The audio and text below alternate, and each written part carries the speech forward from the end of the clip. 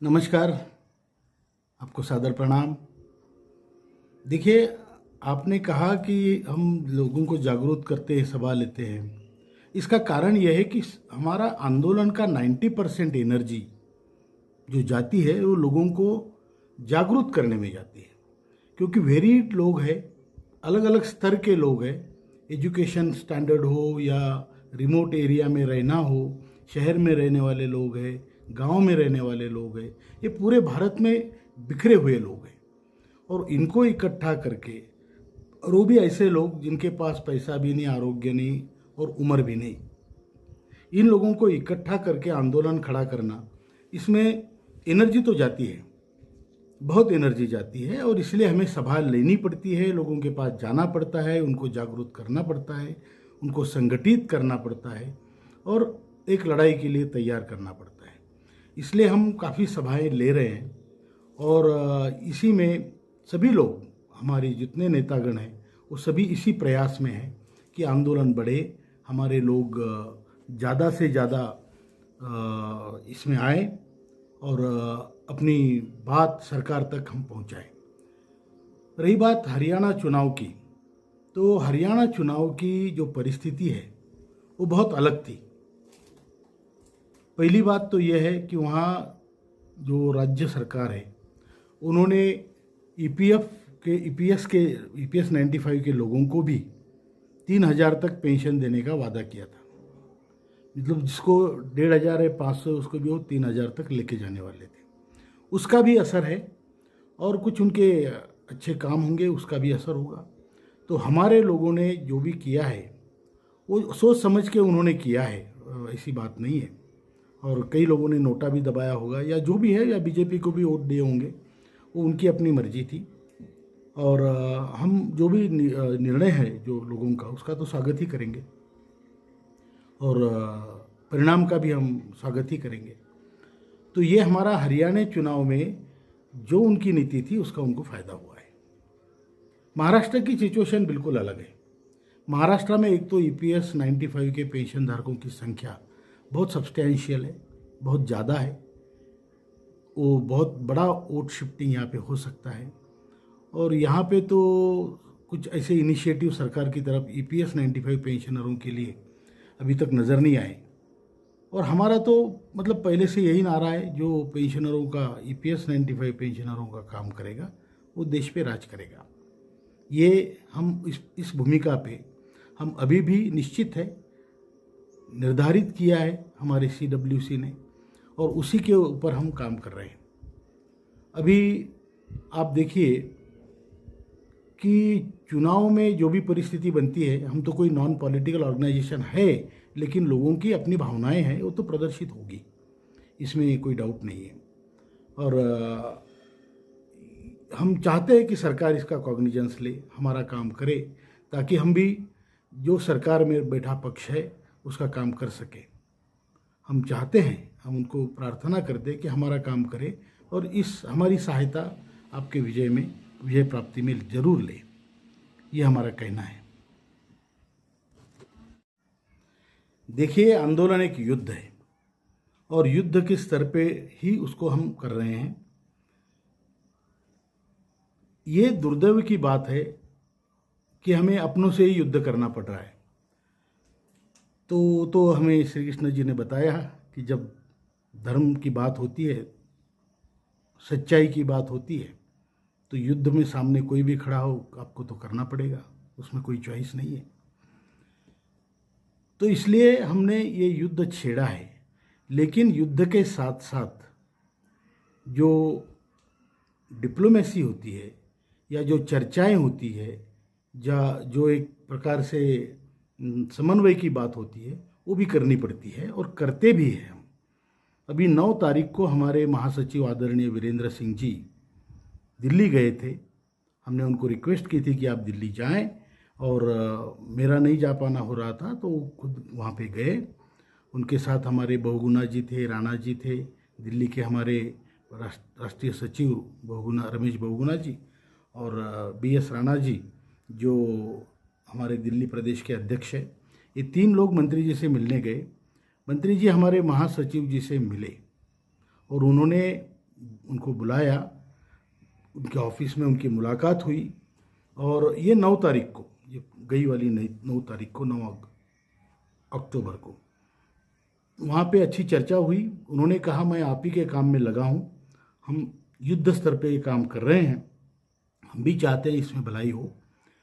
तो ऐसी बात नहीं कि हम वार्ता नहीं कर रहे हैं, हम हमारा काम भी कर रहे हैं, लोगों को जागरूक भी कर रहे हैं, लड़ाई भी खड़ी कर रहे हैं और साथ में हम वार्ता भी कर रहे हैं। और वार्ता करने के, क्योंकि युद्ध में तो वार्ता होती ही है। भगवान श्री राम ने भी हनुमान जी को भेजा था दूत कह के, और अंगद जी को भी भेजा था। तो ये तो है, शिष्टाई होनी चाहिए। तो ये हुआ है और चल रहा है। हम संपर्क में हैं, हमारे कई लोग मंत्री जी के भी संपर्क में हैं, मैं आदरणीय हेमा मालिनी जी के संपर्क में हूँ और काम चल रहा है, ये हमें बताया गया है। लेकिन इसका मतलब ये नहीं कि हम ये मान के चले।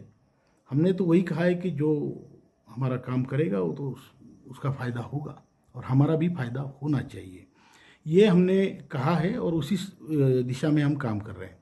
रही बात आंदोलन ठंडा पड़ने की, वो आंदोलन कभी ठंडा नहीं पड़ेगा, वो बढ़ता जाएगा। ये बहुत बड़ी समस्या है और सच्ची समस्या है, जेन्युइन प्रॉब्लम है ये।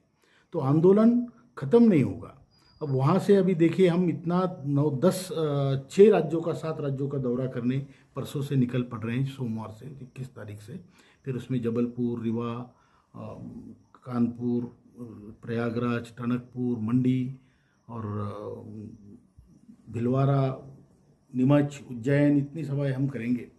उसी प्रकार अभी उसके बाद हमारा साउथ का दौरा शुरू होगा और वो भी अभी नियोजित है।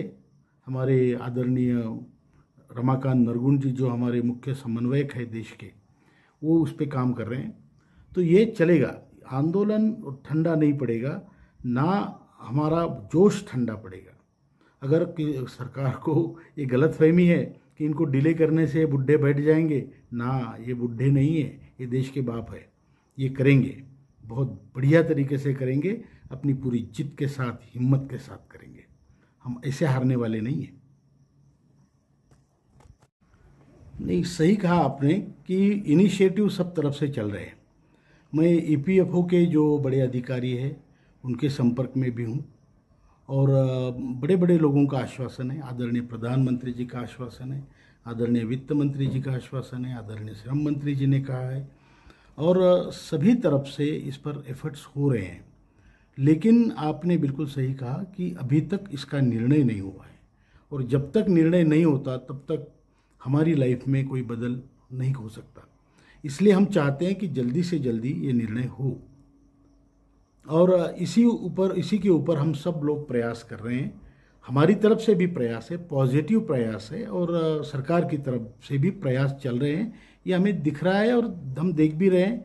और रही बात आचार संहिता की, तो जब हरियाणा की आचार संहिता लगी थी तो तब भी तो यूपीएस का निर्णय हुआ था, आचार संहिता लगने के बाद, बल्कि इलेक्शन से पहले।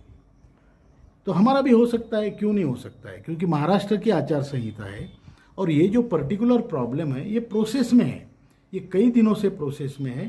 तो इसका डिक्लेरेशन पर आचार संहिता का कोई संबंध नहीं है या प्रभाव उसका नहीं है।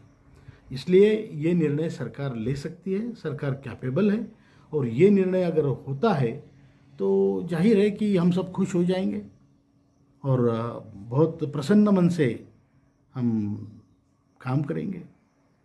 ये तो बिल्कुल जाहिर है।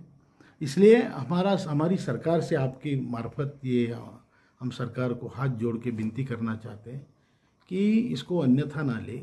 ये आंदोलन पॉजिटिव है, हमारे देश के हित में है, ये सामाजिक समरसता का विषय है और इस विषय को आपको सॉल्व करना चाहिए, जिससे कि आपको लाखों लोगों की दुआएं मिलेगी और आप देश के प्रति, कामगारों के प्रति आपकी निष्ठा या आपके जो विचार है वो कृति से आप जाहिर करेंगे। इसलिए मेरी प्रार्थना है कि इस विषय को कोई पॉलिटिकल एंगल से मत देखिए। ये आपका अपना देश है और ये आपके अपने लोग हैं और ये अपने, जिन्होंने देश में अपने आप को खपाया है, पैसा दिया है आपके पास, वो लोग हैं। इन लोगों का भला करना देश का हित होगा और इसमें संस्कृति का जतन होगा। आप देखिए, कोई भी बूढ़ा आदमी अगर थोड़े से पैसे में उसके पास रहते हैं तो उसका पैसों का जो डिस्ट्रीब्यूशन सिस्टम है देश का, वो ज़्यादा अच्छा रहेगा। उसका मान सम्मान बढ़ा के आप एक कुटुंब को, एक परिवार को आप मजबूत कर रहे हैं। ये थोड़ा देखना चाहिए, क्योंकि वो लोग तो कुछ इधर उधर तो उड़ाएंगे नहीं पैसे, छोटे से पैसे हैं। 7,500 महंगाई भत्ता कोई बड़ी बात नहीं है। तो इसलिए हम ये कहना चाहते हैं कि ये काम जल्दी से जल्दी हो और लोगों के चेहरे पे खुशी आए, खुशहाली से वो जिए, खुशहाली से वो मरे। ये हमारा कहना है। और धन्यवाद, आपने जो हमारा इंटरव्यू लिया, हमारे विचार सुने और लोगों तक आप इसको प्रसारित करेंगे, सरकार तक भी ये पहुंचाइए, ये मेरी आपसे प्रार्थना है। धन्यवाद, बहुत बहुत धन्यवाद। बिल्कुल दिखा रहे हैं। अभी हम उत्तर प्रदेश का जो हमारा दौरा है, टूर है, वो भी कर रहे हैं। अभी 23 तारीख को प्रयागराज में हमारी बहुत बड़ी सभा है। जो भी वहाँ उपचुनाव है 10 जगह पे, उसके जो नेतागण हैं हमारे उस पर्टिकुलर क्षेत्र के, कॉन्स्टिट्यूएंसी के, वो भी सभा में रहेंगे। और 24 तारीख को हम कानपुर में भी बड़ी सभा ले रहे हैं। और इन सभाओं में पेंशनर को जागरूक तो करेंगे ही, बल्कि जो संगठन की नीति है इलेक्शन के मामले में, जो हमारा कहना है, जो हम उजागर तरीके से हमने कहा है, दिल्ली के जंतर मंतर से कहा है, मुंबई में आज़ाद मैदान से कहा है, वही नीति हम उन वहाँ प्रसारित करेंगे। हमारी नीति स्पष्ट है, जो पेंशनरों का काम करेगा वो देश पे राज करेगा। क्योंकि ये कोई हमारी ऐसा तो नहीं है कि हम कहीं से कुछ फ्री में मांग रहे हैं या हम कुछ भीख मांग रहे हैं। हमारा पैसा जमा है भाई, उसका हिसाब हम मांग रहे हैं। और हम चाहते हैं कि हमारा पैसा हमारी ज़िंदगी में कुछ काम आए, हम एक डिग्निफाइड लाइफ जिए और हमें जो संविधान से हमें अधिकार दिया है, और डिग्निफाइड लाइफ मौत भी हम मरें। ये इसके लिए ये पूरा संघर्ष है। और उपचुनाव जहाँ जहाँ है, या झारखंड में चुनाव है, वहाँ हम जा भी ना पाए तो हमारे मैसेज तो ज़रूर पहुँचेंगे।